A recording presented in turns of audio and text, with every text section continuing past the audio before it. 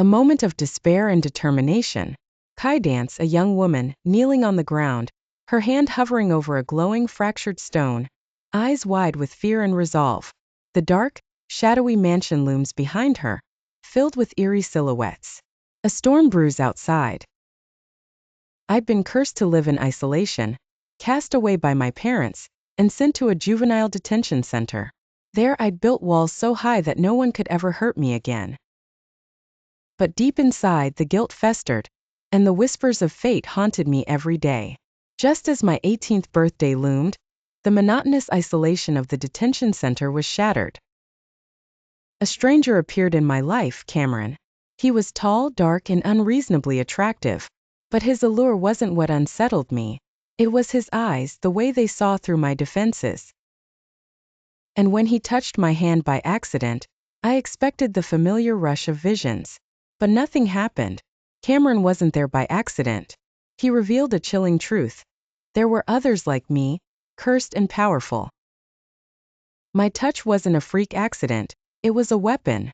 I was being hunted by creatures who thrived in shadows, driven by ancient forces older than mankind itself. He didn't know why I was special, but he did know one thing: I was a target. The night after Cameron's warning, I knew something was wrong. I couldn't sleep. My instincts were sharp as knives. And then the attack came. Shadows slithered into the detention center, creatures with red eyes and bone-chilling hunger.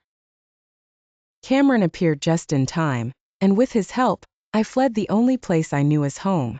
The darkness was closing in fast.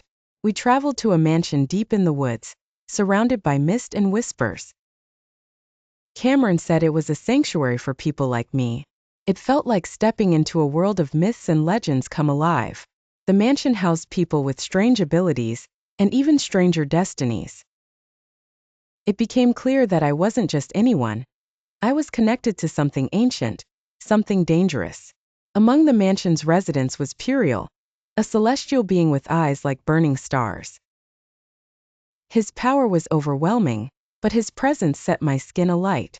He was calm, disciplined, and far too serious for someone who wielded the fire of the gods. I couldn't understand why he was drawn to me, but it scared me. His touch, too, didn't bring visions of death. And then there was Sitri. Unlike Puriel, he was wild, with a smirk that promised trouble. His power radiated an earthly ferocity, chaotic, untamed, and magnetic. He teased me endlessly, and I couldn't shake the feeling that his interest in me went beyond my cursed touch. But there was something else. He knew more about my past than he was letting on. Cameron, Puriel, Sitri, and I trained daily. I had to master my abilities, to understand my curse before the darkness found me again. My visions began to change. I could see more than just death. I saw futures, I saw choices. And I saw that the war looming wasn't just a battle of good and evil. It was a battle for power, and I was at the center of it. One night we were ambushed. The creatures from the shadows returned, but this time they had a leader. An ancient being who called herself Nyx.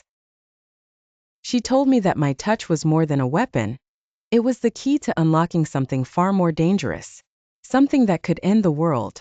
Puriel and Sitri fought by my side, but I couldn't help wondering if I was the cause of all this destruction.